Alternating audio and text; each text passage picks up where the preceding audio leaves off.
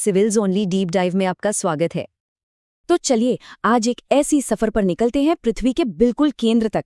एक ऐसा सफर जहां असल में कोई इंसान कभी जा ही नहीं सकता। तो सवाल ये है कि फिर हमें कैसे पता कि वहां क्या है। हम पता लगाएंगे कि वैज्ञानिक आखिर कैसे इन गहरे रहस्यों को सुलझाते हैं।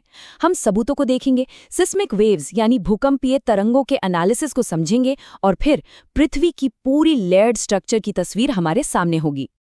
तो चलिए शुरू करते हैं। देखिए, सबसे पहली और सबसे बड़ी चुनौती ही यही है कि पृथ्वी के इतने अंदर के बारे में आखिर पता कैसे लगाया जाए। मतलब ये तो एक ऐसी जगह है जिसे कोई अपनी आंखों से तो कभी देख ही नहीं सकता। इस चैलेंज को समझने के लिए जरा स्केल को देखिए। पृथ्वी का जो रेडियस है, मतलब सेंटर तक की दूरी, वो है करीब करीब 6378 किलोमीटर। और हम इंसान आज तक सबसे गहरा कितना जा पाए हैं, वो है रशिया का कोला सुपर डीप बोरहोल, और वो भी सिर्फ 12 किलोमीटर गहरा। मतलब सेंटर तक के रास्ते का 0.2% भी नहीं। सोचिए जरा। तो फिर सवाल वही है, सबसे बड़ा सवाल, कि अगर हम वहां तक पहुंच ही नहीं सकते तो साइंटिस्ट्स को ये सब कैसे पता चलता है कि हमारे पैरों के नीचे हजारों किलोमीटर अंदर आखिर चल क्या रहा है। बस यही वो पहेली है जिसे आज हम मिलकर सुलझाने वाले हैं। तो देखिए, साइंटिस्ट्स यहाँ एक तरह से जासूसों वाला काम करते हैं। वो सीधे अंदर तो नहीं जा सकते, पर वो सुराग इकट्ठा करते हैं। और पृथ्वी के अंदर की दुनिया को समझने के लिए वो दो मेन तरह के सुरागों या कह सकते हैं सोर्सेस का इस्तेमाल करते हैं। ये सोर्सेस दो कैटेगरीज में आते हैं, डायरेक्ट यानी प्रत्यक्ष और इनडायरेक्ट यानी अप्रत्यक्ष। डायरेक्ट सोर्सेस तो वो चीजें हैं जिन्हें हम असल में देख सकते हैं, छू सकते हैं, जैसे कि चट्टानें। लेकिन इनसे हमें बस ऊपरी मतलब शैलो जानकारी ही मिलती है। असली कहानी तो पता चलती है इनडायरेक्ट सोर्सेस से। यही वो क्लूज हैं जो हमें अर्थ के डीप स्ट्रक्चर के बारे में बताते हैं और पूरी बिग पिक्चर हमारे सामने रखते हैं। तो ये डायरेक्ट सोर्सेस क्या हैं? इसमें शामिल हैं सतह पर मिलने वाली चट्टानें, माइनिंग ऑपरेशंस जैसे साउथ अफ्रीका की गोल्ड माइंस जो 3-4 किलोमीटर गहरी हैं, या फिर वो कोला बोरहोल जिसकी हमने बात की। हाँ, ज्वालामुखी से निकलने वाला लावा भी एक डायरेक्ट सोर्स है क्योंकि वो सीधे मैंटल से आता है। पर दिक्कत वही है, ये सब हमें बस कुछ किलोमीटर की ही जानकारी दे पाते हैं, उससे ज्यादा नहीं। अब आते हैं इनडायरेक्ट सोर्सेस पर। इनमें बहुत कुछ आता है, जैसे जैसे हम गहराई में जाते हैं तो टेम्परेचर और प्रेशर कैसे बदलता है, इसका एनालिसिस। मीटियोर्स यानी उल्कापिंडों की स्टडी भी बहुत काम की है, क्योंकि माना जाता है कि वो भी उसी मटेरियल से बने हैं जिससे हमारी पृथ्वी बनी है। ग्रेविटी और मैग्नेटिक फील्ड में जो बदलाव आते हैं वो भी सुराग देते हैं। लेकिन इन सब में जो सबसे क्रूशियल सोर्स है वो है भूकंप से पैदा होने वाली सिस्मिक वेव्स।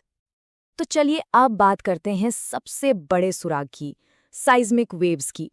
आप इसे ऐसे समझ सकते हैं कि ये भूकंपीय तरंगें एक तरह से हमारे प्लैनेट का एक्सरे कर देती हैं। साइंटिस्ट इन्हीं वेव्स को पढ़कर पृथ्वी के अंदर की पूरी तस्वीर बना लेते हैं। पर इसे समझने के लिए एक क्विक रिकैप कर लेते हैं कि भूकंप होता क्या है। सीधी सी बात है, ये जमीन का कांपना है जो जमीन के नीचे से एनर्जी के अचानक रिलीज होने से होता है। जिस पॉइंट से ये एनर्जी निकलती है उसे कहते हैं फोकस या हाइपोसेंटर, और ठीक इसके ऊपर जमीन की सतह पर जो पॉइंट होता है वो कहलाता है एपिसेंटर। अच्छा, तो भूकंप आने पर दो मेन तरह के बॉडी वेव्स पैदा होती हैं, पी वेव्स और एस वेव्स। पी का मतलब प्राइमरी, ये तेज होती हैं, सबसे पहले पहुंचती हैं और ये सॉलिड लिक्विड गैस सबसे गुजर जाती हैं। फिर आती हैं एस वेव्स, मतलब सेकेंडरी, ये थोड़ी धीमी होती हैं, बाद में पहुंचती हैं। लेकिन, और ये पॉइंट सबसे इंपॉर्टेंट है, एस वेव्स सिर्फ और सिर्फ सॉलिड से ही ट्रैवल कर सकती हैं, लिक्विड से नहीं। और बस यही है हमारा सबसे बड़ा क्लू। एस वेव्स की इसी खासियत की वजह से एक चीज बनती है जिसे कहते हैं साइज्मिक शैडो जोन या भूकंपीय छाया क्षेत्र। ये जमीन पर वो इलाका होता है जहां सीस्मोमीटर पर भूकंप की कुछ तरंगें पहुंचती ही नहीं हैं, वो गायब हो जाती हैं। क्यों? क्योंकि वो पृथ्वी के अंदर के किसी हिस्से को पार ही नहीं कर पाई। और वैज्ञानिकों ने यही देखा। उन्होंने पाया कि एस वेव्स का एक बहुत बड़ा शैडो जोन है। एपिसेंटर से 105 डिग्री के बाद ये तरंगें मिलती ही नहीं हैं। तो इसका क्या मतलब हुआ? बिल्कुल, अगर एस वेव्स लिक्विड से नहीं गुजर सकती और वो एक बड़े हिस्से में पहुंच नहीं पा रही हैं, तो इसका एक ही मतलब है कि पृथ्वी का आउटर कोर जरूर लिक्विड होना चाहिए। और बस इसी एक खोज ने पृथ्वी के अंदर का पूरा नक्शा ही बदल दिया। तो ठीक है, इन सारे सबूतों को एक साथ रखने पर आखिर तस्वीर क्या बनती है? इन्हीं सब क्लूज को जोड़कर साइंटिस्ट्स ने पृथ्वी की लेयर्ड स्ट्रक्चर का एक मुकम्मल मॉडल तैयार किया है। तो अगर हम बाहर से अंदर की तरफ चलें तो हमें 3 मेन लेयर्स मिलते हैं। सबसे ऊपर है पतली सी ब्रिटल परत, जिसे हम कहते हैं क्रस्ट या भूपर्पटी। इसके नीचे है एक बहुत मोटी सॉलिड लेयर, जिसे कहते हैं मैंटल। और बिल्कुल बीच में सेंटर में है सुपर डेंस कोर, जो कि खुद 2 हिस्सों में बटा हुआ है। आइए इन लेयर्स पर एक नज़र डालते हैं। सबसे पहले क्रस्ट, जो 5 से 70 किलोमीटर मोटी है। फिर आता है मैंटल, जो करीब 2900 किलोमीटर मोटा है। इसके बाद आता है लिक्विड आउटर कोर, लगभग 2200 किलोमीटर मोटा, जो निकल और आयरन से बना है और यही एस वेव्स को रोकता है। और सबसे अंदर है सॉलिड इनर कोर, करीब 1270 किलोमीटर मोटा। ये भी निकल और आयरन यानी नाइफ से बना है। यहाँ मेंटल के अंदर एक बहुत ही खास जोन है, जिसे एस्थेनोस्फीयर या दुर्बलता मंडल कहते हैं।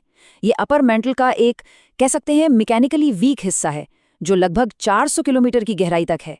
और जानते हैं इसकी सबसे खास बात क्या है? यही वो जगह है जहां से ज्वालामुखियों का सारा मैग्मा आता है।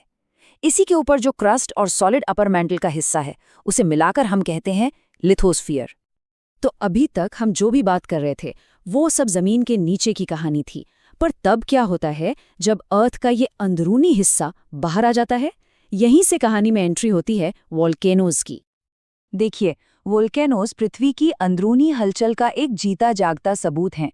ये वही अस्थेनोस्फेयर से पिघली हुई चट्टान यानी मैग्मा को सतह तक ले आते हैं, और सतह पर आने के बाद यही मैग्मा लावा कहलाता है। तो एक तरह से ये ज्वालामुखी हमें पृथ्वी के अंदर झांकने का एक मौका देते हैं। और जब ये लावा सतह पर आता है तो ये तरह तरह के लैंडफॉर्म्स बनाता है। जैसे हवाई के शील्ड वोल्केनोज हैं, जो बहुत बड़े और जेंटल स्लोप वाले होते हैं क्योंकि ये पतले लावा से बनते हैं। फिर कंपोजिट वोल्केनोज हैं, जो बहुत ऊंचे और विस्फोटक होते हैं। लावा और राख की परतें जमने से बनते हैं। कभी कभी एक बहुत बड़े विस्फोट के बाद पूरा ज्वालामुखी ही धंस जाता है और एक बड़ा सा गड्ढा बन जाता है, जिसे कॉल्डेरा कहते हैं। और भारत के डेक्कन ट्रैप्स जैसे फ्लड बसाल्ट प्रोविंसेस भी हैं, जहां लावा बहुत बड़े इलाके में फैल गया था। तो चलिए फटाफट से आज की टेकअवेज को दोहरा लेते हैं। सबसे पहली बात, पृथ्वी के अंदर की हमारी सारी जानकारी मेन रूप से इनडायरेक्ट सोर्सेस से आती है। दूसरी बात, साइज्मिक एस वेव्स हमारा सबसे बड़ा सुराग है और उनकी सबसे बड़ी खासियत यह है कि वो लिक्विड से नहीं गुजर सकती। तीसरी बात, इसी एस वेव के शैडो जोन ने यह साबित किया कि अर्थ का आउटर कोर लिक्विड है। और आखिर में अर्थ साफ साफ लेयर्स में बटी है, सबसे ऊपर पतला क्रस्ट, फिर मोटा मैंटल और बीच में डेंस कोर।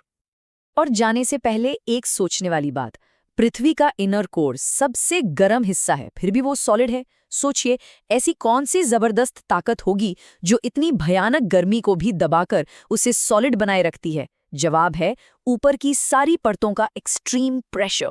अगर आपको ये जानकारी फायदेमंद लगी तो इसे ज्यादा से ज्यादा शेयर करें, लाइक करें और चैनल को सब्सक्राइब करें। और कोई सुझाव हो या टॉपिक सजेस्ट करना हो तो कमेंट जरूर करें। साथ ही one day exam current affairs series और मेंस रिलेटेड हमारा ऑडियो पॉडकास्ट जरूर देखें। धन्यवाद।